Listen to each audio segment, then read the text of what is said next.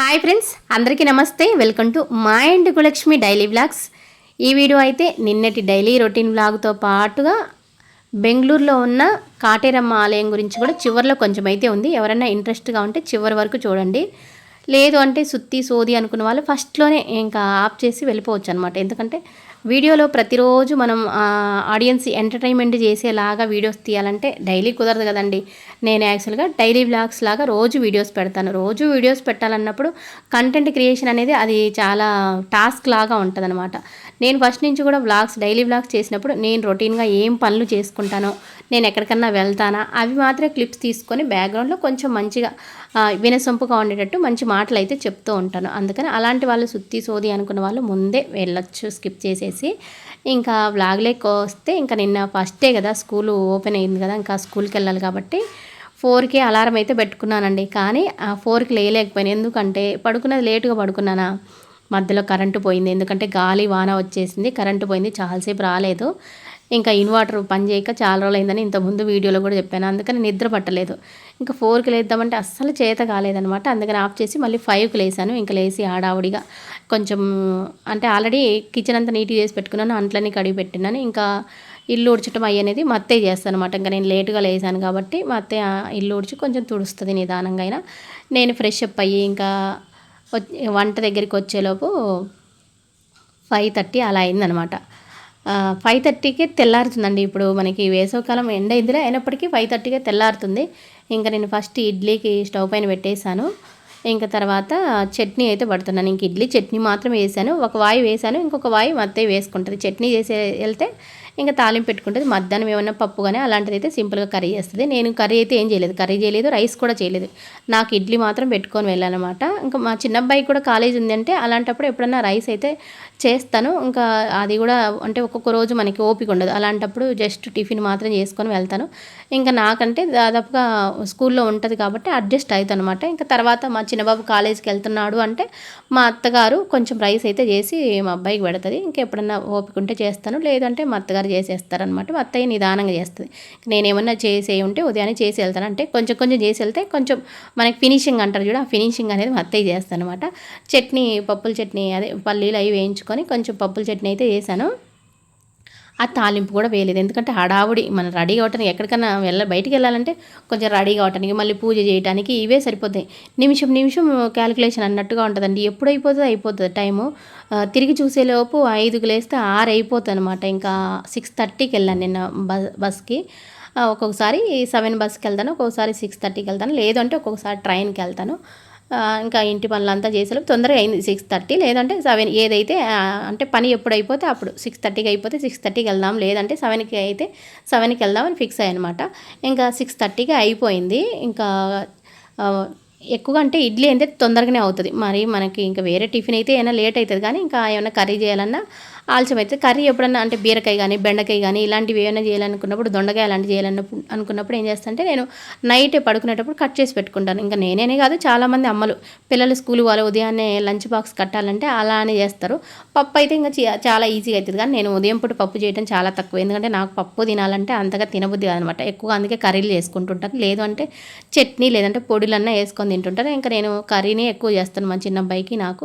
ఇంక ఇవాళైతే ఏం చేయలేదు, అది చెప్పాను కదా. నేను అయితే ఇంకా నాకు స్కూల్లో పెడతారు కాబట్టి కొంచెం ఎట్లా మేము టేస్ట్ చూడాలి కాబట్టి ఇంకొక ముద్ద వేసుకొని తింటే సరిపోతుంది అనమాట చేయలేనప్పుడు. ఇంకా మా చిన్న అబ్బాయికి ఖచ్చితంగా కాలేజ్ ఇంకా స్టార్ట్ అవ్వాలి జూలై నుంచి. అదిగో మా అత్తగారు అయితే ఇల్లు ఉడుస్తున్నారు అనమాట పాపం. అయితే కొంచెం ఉదయం పుట్ట తొందరగా లేయరు మా అత్తగారు. నేను లేచిన తర్వాత కొంచెం లేట్గా లేస్తారు. చల్లకాలం అయితే ఇంకా దాదాపుగా నేను వెళ్ళేటప్పుడు కూడా ఒక రోజు లేయదు అనమాట. అట్లా చల్లగా ఉంటుంది కదా వాతావరణం. ఇంకా ఎట్లా ఇంటి దగ్గరే ఉంటుంది కదా, నిదానంగా చేసుకుంటుంది అనమాట. ఇంకా నేను పూజ అంతా చేసేసి హడావుడిగానే ఉదయం పూట అంటే మరీ నిదానంగా ఏం చేసుకోలేమండి.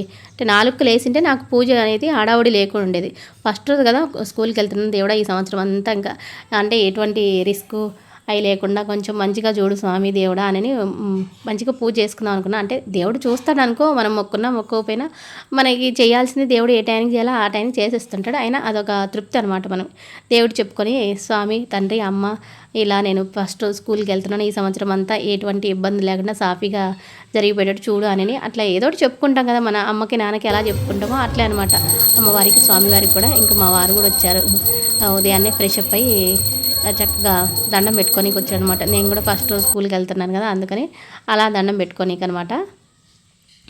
అయితే మనము నిజంగా తెల్లవారుజాము లేసి పనులు చేసుకుంటేనే ఉత్సాహంగా ఉంటాం, బాడీ కూడా బాగా యాక్టివ్గా ఉంటుంది. ఎప్పుడన్నా హాలిడే అనుకున్న రోజు కొంచెం లేటుగా లేస్తామా, ఆ రోజు చాలా బద్ధకంగా అనిపిస్తుంది. పని ఉండాలండి నిజంగా, మనుషులకి పని లేకపోతే సోమరులం అవుతాం నిజంగా. నాకైతే అది నిజంగా ఎక్స్పీరియన్స్. ఎందుకంటే స్కూల్ ఉందంటే హడావుడిగా లేస్తాము, వండుకుంటాము, చకచకా వెళ్ళిపోతాం. స్కూల్ లేదు అంటే ఈరోజు యాక్చువల్గా సెకండ్ సాటర్డే కదా, హాలిడే కదా, లేటుగా లేసాను, అప్పుడు పనులు లేటుగా అవుతాయి. అదే కనుక స్కూల్ ఉందంటే 4కు 5, 4కు లేకపోయినా 5 కన్నా లేస్తాము, ఖచ్చితంగా అలారం పెట్టుకుంటాం, పరుగుతో వెళ్ళిపోతాం. అట్లా ఒక మనిషికి అనేది సోమరిగా లేకుండా ఉండాలంటే నిజంగా పని అయితే ఉండాలి. ఇంకా నేను రెడీ అయ్యి పూజ అయిపోయిన తర్వాత ఇడ్లీ అయితే పెట్టుకుంటున్నాను. మా వారు నాకు పాపం హెల్ప్ చేయడానికి కొంచెం వాటర్ అయితే పడుతున్నారు.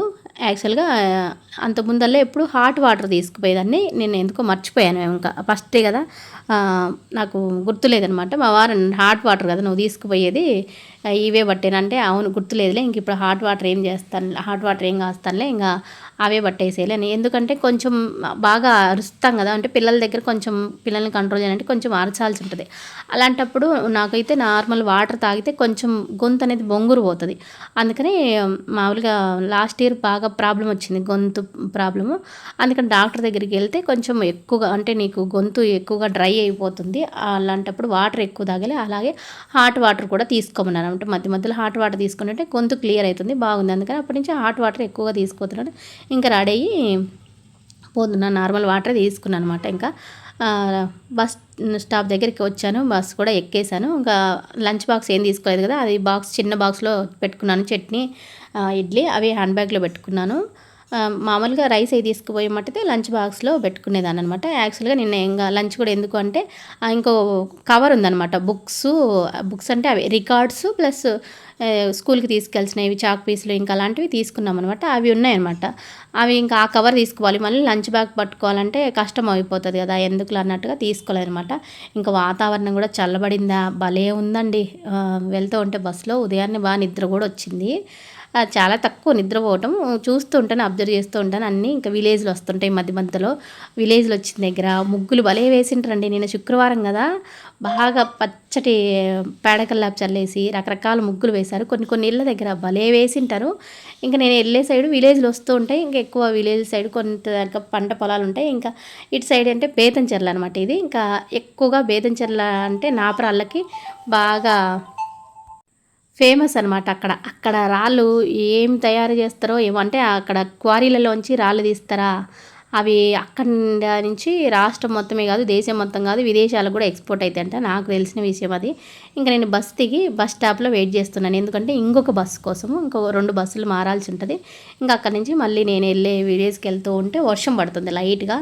యాక్చువల్గా గొడుగు పెట్టుకుందాం అనుకున్నాను, మర్చిపోయాను అనమాట. ఇంకా బస్సు అయితే రాలేదు కానీ ఆటోలో వెళ్ళాను. అయితే విలేజ్లలోకి వచ్చిన తర్వాత ఇంకా చూడండి, పొలాల్ని నీట్గా చేసి పెట్టి అక్కడక్కడ రైతులు పొలాలు దున్నుకుంటూ కొన్ని చోట్ల పొలాలలో పంటలు వేసి చాలా పచ్చగా బాగుంది. యాక్చువల్గా ఇప్పుడు మనకి మృగశిర కార్తె కదా, ఇప్పుడు వర్షాలు బాగా పడతాయి అంటారు. అయితే ఈ ఇయర్ ఏమో వర్షాలు తక్కువ అంటున్నారు, కానీ మా సైడ్ అయితే వర్షాలు పడ్డాయి. ఇంకా నేను అక్కడ కూడా ఆ విలేజ్ సైడ్ కూడా వర్షం అయితే పడింది, బాగున్నాయండి. పంట పొలాలు అయితే పచ్చగా ఉన్నాయి, చాలా బాగుందన్నమాట, వెళ్తుంటే ఆహ్లాదకరంగా. ఇంక ఇది లంచ్ బ్రేక్ టైంలో ఇంక ఇంటికైతే వచ్చేసాను ఈవినింగు. మా స్కూల్ పిల్లలు నిన్న పూలు ఇచ్చారనమాట, అదిగో మల్లెపూలు పెట్టుకున్నాను. ఉదయం మామూలుగా జడేసుకోకుండా వెళ్ళానా, నాకు ఇంకా ఉదయం టైం ఉండదు కాబట్టి జడ అయితే వేసుకొని, కానీ అక్కడికి వెళ్ళిన తర్వాత టిఫిన్ చేసి టైం ఉంటే కనుక అప్పుడు, లేదంటే బ్రేక్ టైంలో అలా జడ అయితే వేసుకుంటాను. ఇంకా పిల్లలు పువ్వులు తెచ్చిస్తే పెట్టుకునేదాకా పోరనమాట వాళ్ళు. కొన్ని ఇచ్చారు, 3 రకాలు 4 రకాల పువ్వులు ఇచ్చారు, మల్లె పువ్వులు అవి మాలగట్టినే తెచ్చిస్తారు పిల్లలు బాగా. ఇంకా ఏమన్నా వాళ్ళ ఇళ్ళ దగ్గర ఫ్రూట్స్ అవి ఇంటి తెచ్చిస్తారనమాట. మా పిల్లలు వద్దులే అన్నా కానీ వినరనమాట. అంటే తీసుకోకుంటే మళ్ళీ వాళ్ళేం ఫీల్ అవుతారు అన్నట్టుగా అట్లయితే తీసుకుంటాను. మళ్ళీ ఒక్కొక్కసారి వాళ్ళకి అన్నీ కట్ చేసి అక్కడ ఇచ్చేస్తాను. ఒక్కొక్కసారి టైం ఉంటే, లేదు అంటే ఇంటికైతే తీసుకొని వచ్చేస్తాను. మల్లె పువ్వులు ఇచ్చారు, అయితే ఇంకా అక్కడ పెట్టుకున్నాను. కొన్ని జాజి పువ్వులు, అలాగే కొన్ని కనకంబరాలు కూడా ఇచ్చారు. గులాబీ పువ్వులు ఇచ్చారు. గులాబీ పువ్వులు అయితే చాలామంది పిల్లలు తెచ్చిస్తూ ఉంటారు, వెళ్ళంగానే వెంటబడి మరీ ఇచ్చేస్తారు. వాడు పెట్టుకోండి అమ్మ టేబుల్ మీద అంటే ఆడ పెడతారు. అయితే నిన్న ఒక చిన్న జోక్ అయితే జరిగింది, అది ఇంటికి వచ్చి మా వారికి కూడా చెప్పి నాకు అది అనుకుంటే భలే నవ్వొచ్చింది. అంటే చిన్నపిల్లలు ఫస్ట్ క్లాస్ వాళ్ళు వచ్చారు కదా, వాళ్ళు పిల్లలు అమాయకంగా ఉంటారు. ఎట్టంటే నిన్న బ్రేక్ టైంలో అందరినీ ఎక్కడికి అంటే ఫస్ట్ వచ్చింటారు కదా! స్కూల్ గురించి తెలియదు కదా వాళ్ళకు. అందుకని పాస్‌కి ఎక్కడికెళ్ళాలో పంపించాననమాట. అందరిని పంపించా. నేను అక్కడ నిలబడ్డాను. లోపల నుంచి ఒక అమ్మాయి పరిగెత్తుకుంటూ వచ్చింది. మేడం, మేడం అనుకుంటా. ఏందమ్మా అంటే, ఇదిగో ఈ పిల్ల పెద్ద పిత్తేసింది. మేడం పెద్ద పిత్తేసింది మేడం అని చెప్తే నాకు భలే నవ్వొచ్చింది. పిల్లలు అలా ఉంటారండి. చిన్నపిల్లల్ని డీల్ చేసేటప్పుడు అలా ఉంటదనమాట. ఇంక ఆ పువ్వులు, జాంకాయ అయితే ఇచ్చారు. అవి అండి మా పిల్లలు ఇచ్చినవి. ఇంకా ఇదైతే బెంగుళూరులో మామూలుగా మనకి కాటేరమ్మ టెంపుల్ అనేది ఉంటది. బెంగుళూరు వాళ్ళకి, అలాగే తమిళ్ వాళ్ళకి కొంచెం అక్కడ వాళ్ళు ఎక్కువగా వెళ్తుంటారు. మన తెలుగు వాళ్ళు ఇక్కడ వెళ్ళటం చాలా తక్కువ. అంటే బెంగుళూరులో మన తెలుగు వాళ్ళు ఉన్న వాళ్ళు కూడా వెళ్తూ ఉంటారు. మా అబ్బాయి ఎక్కువగా వెళ్తుంటాడనమాట ఈ టెంపుల్. ఇదిగో అమ్మవారు ఇలా ఉంటారు. అంటే ఉగ్ర రూపంలో ఉంటారు. మామూలుగా మనకి శాంత స్వరూపంగా కూడా ఉంటారు. ఈ టెంపుల్ అయితే 300 సంవత్సరాల క్రితందంట అండి. అక్కడ అమ్మవారికి వెళ్ళి అక్కడ దీపాలు వెలిగించి అక్కడ ఇంకా బాగా ఫేమస్ ఏంటంటే తాళాలు ఎక్కువగా ఆడుతుంటారు.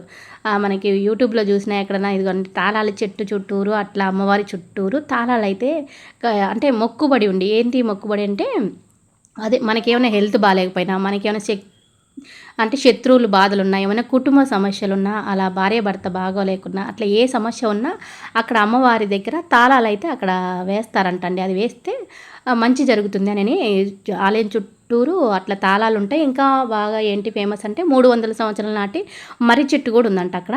అయితే నేను వెళ్ళలేదండి. నాకు తెలిసినంత వరకు మా అబ్బాయి వెళ్తుంటాడు కాబట్టి నాకు కూడా ఇంట్రెస్ట్గా అనిపించింది అనమాట. ఎప్పుడన్నా వెళ్తే ఈసారి వెళ్తాను. నేను ఇస్కాన్ టెంపుల్ అయితే వెళ్ళాను. బెంగళూరు వెళ్ళినప్పుడు మా అబ్బాయిని కాలేజ్కి వదలనీకి ఫస్ట్ ఇయర్ అంటే బీటెక్ జాయిన్ చేసేటప్పుడు ఫస్ట్ టైం వెళ్ళాను. అప్పుడు వెళ్ళాను ఇస్కాన్ టెంపుల్కి. ఇంకా అక్కడున్న టెంపుల్లలో ఇంకా ఏదైనా చూద్దాం అనుకుంటే అప్పుడు ఇక్కడ 300 సంవత్సరాల నాటి మర్రి చెట్టు అయితే ఉందంట. ఆ మర్రి చెట్టు చుట్టూరు ఇలా ముడుపులు అయితే కడతారండి. చెట్టు చుట్టూరు ఎన్ని రకాలు ఉన్నాయో ఇంకా అమ్మవారికి అక్కడ దీపాలు కొనుక్కొని అలా వెలిగిస్తారంట కూడా. ముఖ్యంగా పౌర్ణమి, అమావాస్య అలాంటి రోజులలో అమ్మవారికి ప్రత్యేకంగా పూజలు అయితే చేస్తూ ఉంటారంట. తాళాలు చూడండి ఎలా ఉన్నాయో. ఇంకా భార్యాభర్త సమస్యలు ఉన్నా ఇంకేదైనా కోరికలు తీర్చే అమ్మవారిలాగా ప్రసిద్ధి అనమాట అక్కడ. ఇంకా ఆలయం అయితే చాలా పురాతనమైంది. అది కాక శక్తిపీఠం అంటారు. అంటే మామూలుగా అష్టాదశ శక్తిపీఠాలు ఉన్నాయి. ఆ శక్తిపీఠం వేరు, ఇది శక్తిపీఠం అంటారు. నాకైతే అంతగా ఈ శక్తిపీఠం గురించి తెలియదు. మామూలుగా గ్రామ దేవత అంటారు. ఏంటి అంటే బెంగళూరు, ఇది ఎక్కడ అంటే బెంగళూరు శివార్లోని హొస్కెట సమీపంలోని కంబళీపురంలో ఉన్న శ్రీ కాటేరు అమ్మ దేవాలయం అంట. దాదాపు 300 సంవత్సరాల పురాతనమైంది. అమ్మవారు శక్తి స్వరూపినిగా భక్తుల కష్టాలను తీర్చే దయామయిగా ప్రసిద్ధి చెందింది. అందుకే ఎక్కువగా వెళ్తుంటారు. అంటే రద్దీగానే ఉంటుంది అని అన్నాడు మా అబ్బాయి ఎప్పుడు వెళ్ళినా. మామూలుగా స్థానిక కథనం ప్రకారం ఏంటంటే పూర్వం ఆ ప్రాంతంలో కాటేరి అనే భక్తురాలు ఉండేదంట. ఆమెకి సంతానం లేకపోవడంతో గ్రామస్తుల చేత అవమానాలు ఎదుర్కొని అడవిలోకి వెళ్ళి అంతర్ధానమైందని చెప్తారంట. ఆమె అదృశ్యమైన తర్వాత గ్రామస్తులు ఆమెను ఒక దివ్య స్వరూపినిగా భావించి పూజించడం ప్రారంభించారంట. ఇంక ఇక్కడ మనకి ఏమైనా సర్వ రోగాలు ఉంటాయి కదా, మనకి రోగాలు నయం చేసే శక్తి దేవతగా కాటేరమ్మను భక్తులు అయితే కొలుస్తారంట.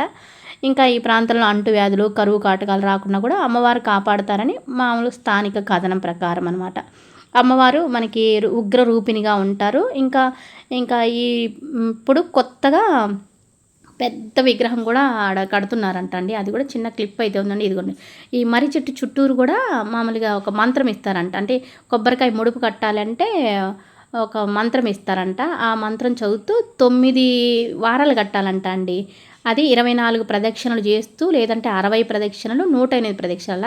ఇదైతే అమ్మవారి విగ్రహం పెద్దగా పెట్టడానికి కన్స్ట్రక్షన్ అయితే జరుగుతుందంట. ఇప్పుడు ఉన్న విగ్రహం చిన్నది కదా. ఇంకా అట్లా మర్రి చెట్టు చుట్టూరు 9 వారాలు మనం అనుకున్న కోరిక నెరవేరాలంటే 9 వారాలు వెళ్ళి అలా ముడుపు టెంకాయ కడితే కోరికలు అయితే నెరవేరుతాయి అంటారంట. మరి మా అబ్బాయి అయితే ఇప్పుడు ప్రస్తుతానికి ఒక 5 సార్లు అయితే వెళ్ళాడంటే ముడుపు అయితే కట్టలేదు.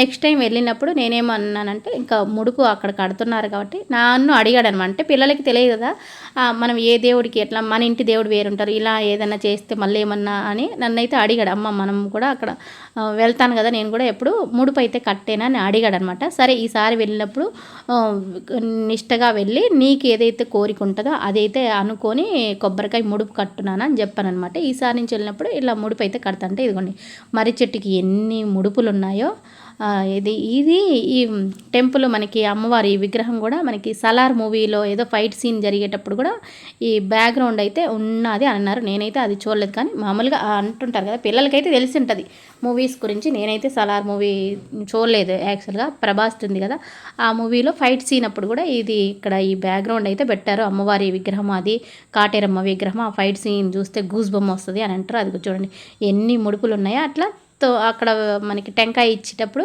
ఒక చిన్న పేపర్లో రాసిస్తారంట ఆ 24 ప్రదక్షిణలకి అట్లా, లేదంటే 9 ప్రదక్షిణలకి అట్లా 60 ప్రదక్షిణలు అట్లా, లేదు అంటే 108 ప్రదక్షిణలు చేస్తూ చుట్టూరు మర్రి చెట్టు చుట్టూరు తిరిగి అక్కడ అది ముడుపు అయితే కడతారంటే ఇంకా అక్కడే కొనుక్కొని దీపాలు కూడా అవి అంటే మనకి ఏమంటారు మామూలుగా ఏమైనా సమస్యలు ఉంటాయి చూడండి, ఏదంటే మనకి